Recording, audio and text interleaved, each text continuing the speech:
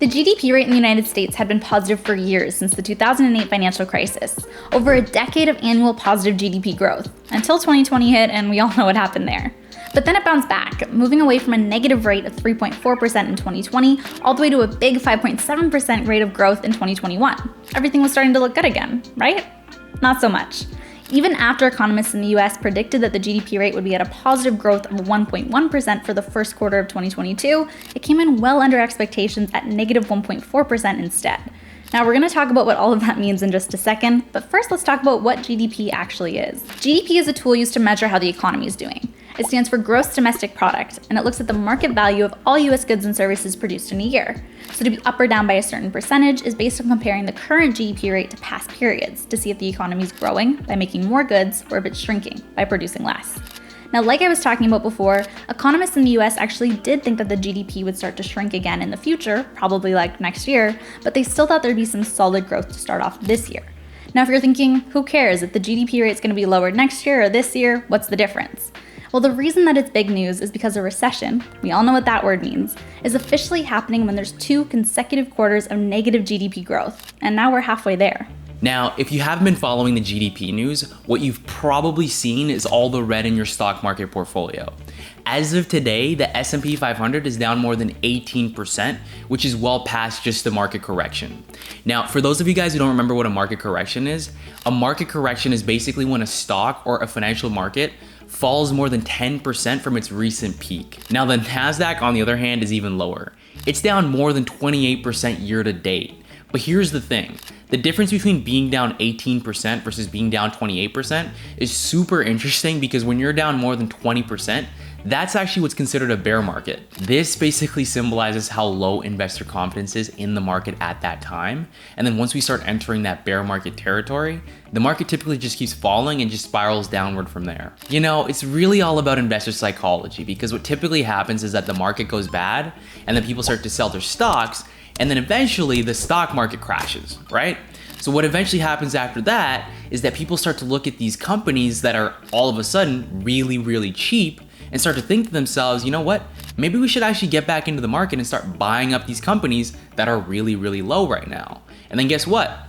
Goodbye to the bear market. Now, all this is to say that this year's been documented as the worst start to the year, at least from a financial markets perspective, since 1939 in the US. Basically, everything's been down, but once again, how did we get here and why? Now, we'll get back to GDP in just a few minutes here, but first, let's talk about inflation and how that fits into the mix, right? We all know about inflation. Inflation is much too high, and we understand the hardship it is causing. We all know that food, gas, housing, cars, all of these prices have gone up. Now, here's the thing. Back in March, it was also revealed that inflation had hit a rate of 8.5%. Now, this was the highest that we'd seen in decades. Now, if we fast forward to April, so last month, it's actually gone down slightly to 8.3%, so still obviously very high, but not growing at that same pace that we've been seeing before. Basically, the question that really remains is what's slowing it down? One thing we know is that the Federal Reserve has been really focused on inflation. Now in the US, the Fed has a few main jobs, but keeping inflation in check is a big one. And one of the main tools that they have to do this is raising interest rates. Now, quick recap, super simplified version for anyone who hasn't heard us go over this before, is that raising interest rates makes it beneficial for people to save their money and not to spend it. With less people out there buying things, it means that prices can go down and therefore inflation can decrease too. So what the Fed will do is they'll raise the federal fund rate, which is the rate that banks charge each other to borrow money between the banks, and then the banks will pass that on to consumers by raising interest rates. Now, back in early May, we saw the biggest increase of the year so far, and it was also the biggest increase of the last 20 years, which really shows us how important it is to get a hold of this inflation right now. After raising the rates by 0.5 percentage point this time, which means that it's overall in a range of 0.75 to 1%, they also mentioned that they're going to keep raising the rates pretty aggressively throughout the next several meetings that they have this year, which means that we should expect to see inflation continuing to decrease, or at least that's the goal. Now, on top of actually raising the interest rates to get a hold of inflation, they also mentioned that they're hoping to give the US economy what's called a soft landing. Now, what a soft landing means is it's basically getting inflation to chill out, but also not interrupting or causing too much of a stir with the unemployment rate or causing a recession. And it's pretty obvious why they'd want to avoid that. Now, from everything we've seen out there, even though the Fed's goal is to avoid a recession and give this soft landing, it doesn't seem like it's very likely to happen. Something else that we thought was interesting is that since the 1950s, every time the inflation rate was above 4% and the unemployment rate was below 5%, the US economy had a recession hit within the next 2 years. Now, right now, with the inflation rate at 8.3% and the unemployment rate at 3.6%, we're getting pretty close to those benchmarks. Not to mention all the other potential recession indicators that are happening right now, like if we have another quarter of negative GDP growth, bring us to those 2 consecutive quarters, and also the fact that we're now in a bear market territory. Now, something to mention is that a bear market does not always indicate that a recession will hit, but it does mean that the economy is slowing down, showing that there is some potential when coupled with all these other indicators that we're seeing right now. So now let's get back to GDP being down. The question here really is why? What's caused the economy to shrink when it wasn't expected to? Now here's the thing, economists actually did expect GDP to slow down. So if you guys remember, we said that GDP was at a rate of 5.7% last year. Now the first quarter of this year was only expected to be at about 1.1%. Now the reason overall that we knew that it was going to go down was because we knew for a fact that there's going to be less stimulus money floating around out there. And kind of like we've already covered today, we knew that interest rates were also going to go up. Both of these things mean that there's less money being spent out there, but there's also a whole bunch of other factors that could impact GDP. So here's a few of the ones that seem to have led to this lower rate. Number one, less inventory was being purchased. Companies typically buy a lot of inventory in advance of actually needing to sell it. So for example, picture a clothing store that buys a whole bunch of sweaters and has them in stock before they actually go out of stock and don't have enough to sell. So a lot of companies last year were actually doing a lot of this because of all the supply chain issues. I'm sure you guys felt this for yourselves. I know we definitely did back when we ordered our couch, because it literally took 6 months. Literally 6 months for our couch to arrive. Crazy. Basically, a lot of companies just really stocked up, right? So even if we look at the end of the holiday season last year, a lot of companies just had a lot of inventory on hand. So when 2022 rolled around, so early 22, a lot of these companies still had all this leftover inventory and they didn't need to order anymore, causing that drop in inventory purchases, which ultimately led to a lower GDP. And two, which is another big piece of this whole GDP puzzle, is around importing and exporting products. So the US actually didn't export as many goods as they had expected, but they actually imported more goods than they had actually expected.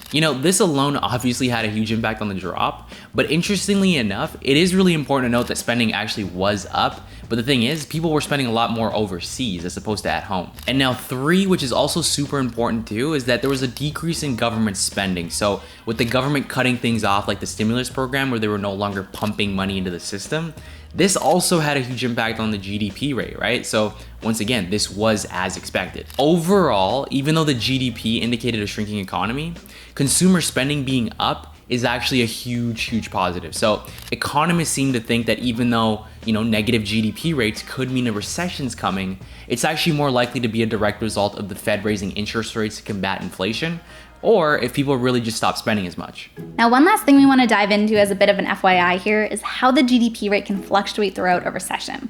Now, we're going to use the 2008 recession as the example here. During that time period, the US economy shrunk in 3 out of the 4 quarters. In Q1, there was a negative rate of 1.6% around the same time that the Fed bailed out Bear Stearns.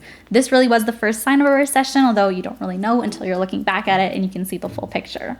Then in Q2, no one was as worried anymore because there was a positive rate of 2.3%, so obviously no 2 consecutive quarters of negative growth at that time. Then Q3 hit. In Q3, that's when there was a negative rate again of 2.1%, and it was around the time that the Fed again bailed out Fannie and Freddie, which were the mortgage guarantors. And then everything was solidified in Q4 when there was a negative rate of 8.5%. Obviously, a recession was here, those 2 quarters happened, and everything was collapsing. Now, the reason we bring all this up is because right now in 2022, we only have 1 quarter under our belt and we can't really see the full year or see if this is the first sign of a recession or not. So we'll have to continue to see how things play out. Now, with all that information covered, the bottom line is that there's a lot going on right now and the talk of a potential recession coming up at some point soon is becoming more and more common. The main things that you're going to want to look out for have to do with things that might come up in your day-to-day lives, and that's saving money, investing money, and your job. When it comes to saving money, we keep mentioning that these raising interest rates are happening. And the good thing about that is it also means that your high interest savings account interest rates should be going up too. Now, we recently noticed that the high interest savings account we used, which is EQ Bank here in Canada, they raised their rates from 1.25% to 1.5%, which is awesome. We're already seeing those big increases, and hopefully they'll continue to happen throughout the rest of the year. So obviously just pay attention to that if you already have a high interest savings account, and if you don't, now is the time to open one up for your emergency fund. Now, the other big thing is when it comes to investing. Obviously, a lot of people's portfolios right now are in the red. Across the board, the markets are obviously down, having to do with everything we've been mentioning, and it can be really emotionally draining to see that. But again, like we said before, we're gonna say it again, if you're investing for the long term, then keep doing what you're doing. What you really should be looking at is not how your portfolio is doing in terms of performance, because that's when you're gonna be selling it and wanting to keep those gains. Right now, it's actually a good time to buy, so keep doing what you're doing and you're gonna be just fine. Okay, so now last up is your job. So if we do end up hitting a recession, one of people's biggest fears is actually losing their jobs, right? So if you're someone who knows well in advance that a recession could be coming, right, which you know now, then this could be a really great time for you to actually assess your situation. So ask yourself, do you feel secure in your job? Are you a valued member of your team? Are you a valued member of your team within your company, right? These are the questions that you need to ask yourself. And if you do, at the end of the day, feel that you're worried that you could lose your job, then you need to make sure that you have an emergency fund, and you need to make sure that you have some ideas for some additional income streams, right?